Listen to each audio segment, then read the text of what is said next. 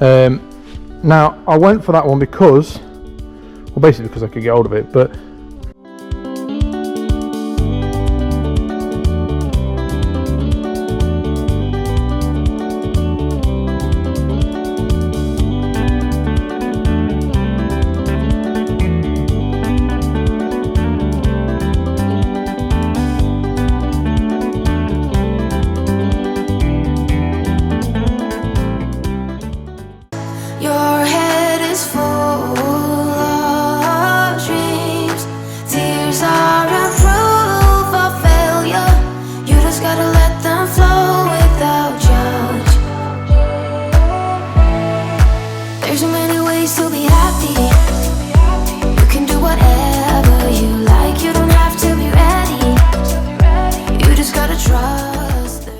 before I go on with the video, in my last video about Alice and the change from injection to carburetor, I said that I couldn't put the carbs on, I had to change to injection system.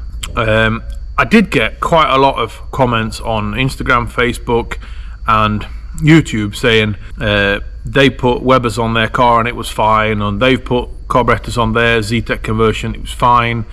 Some people saying you just need to set it up, you just need to learn how to set carbs up. Well, the problem is that doesn't really help. The rules are quite clear, and they are specific for Sweden. And what the rules say, it says if switching to an engine without a catalytic converter, so if I was going to use the bike carbs as planned, an exhaust certificate from the manufacturer of the engine is needed. So I'd need to get an exhaust certificate from Ford. The people that wrote this document are the ones that are going to do the test on this car before it goes for its MOT. So they're the ones really that set the rules and say, if you haven't got this right, you can't go for an MOT. So what they're saying is this certificate is often difficult or impossible to obtain. So that kind of limits me as to I can't fit carburetors because I won't be using a catalytic converter if I fit carbs.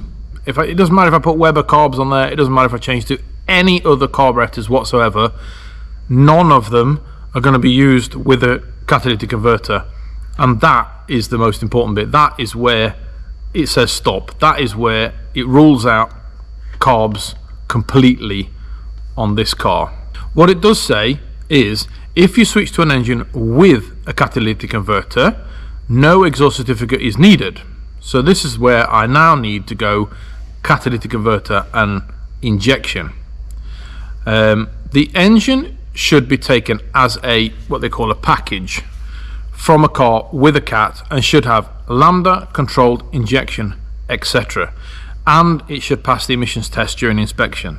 So this is where the rules are very, very specific and very, very clear as to the route that I can now go in this car. I have to have an injection system, I have to have a lambda controlled injection system. That is what they say. Carbs are then completely out of the window. Right, so I've now got all the parts I need for the intake of the injection system. I've obviously put them through the powder coater. They've all had a sandblast and they've all been powder coated. Things like this, I managed to take the motor off here and cover the plates up. I managed to seal up all of these plates and things like that. Some tape across the front of here. That's not gone in the blaster, and I'm not going to do anything with it either. It's just the idle valve, and I could buy a new one, a nice new shiny one if I wanted to. I don't think I'm really going to. I don't really see the point in it, to be honest. So I'm going to leave that one as it is. But the throttle has all been nicely powder coated, and the inlet manifold has all been nicely powder coated, as you can see. I was going to do this as silver until I saw a picture of it on somebody's Facebook, I don't know where, in black, and well, I've got shiny black, so I turned it shiny black rather than silver. So what I need to do now is to put all of this back together again. The only thing that hasn't gone through the powder coater, I was contemplating it at one point, is the fuel rail, and the reason it hasn't gone through is because I can't get the injectors out.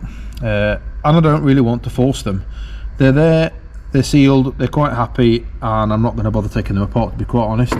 It kind of sits about here really, so you don't actually see that much of it. And if I were to try and take these injectors out, I don't know if they'll get sealed or not. What I am going to obviously do is try and clean it up slightly, because it's pretty dirty. So I'll try and clean it up slightly before I put it all together. But I think that's about it. I'm not really going to do much else to it, to be honest. I think it's just going to be the MAF sensor has also been cleaned. The good thing with these is you can take that out. It's got a little ring, a little clip here.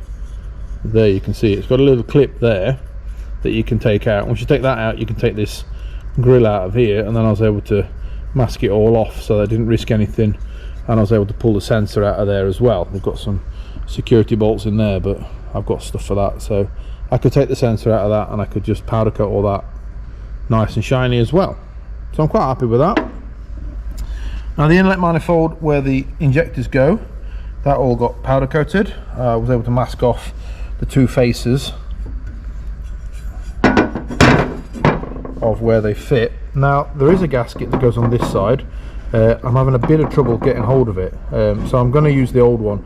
It's not too bad. It looks ugly because it's got oil and stuff all over the gasket, but I think I'm just going to clean it off and I'll reuse it.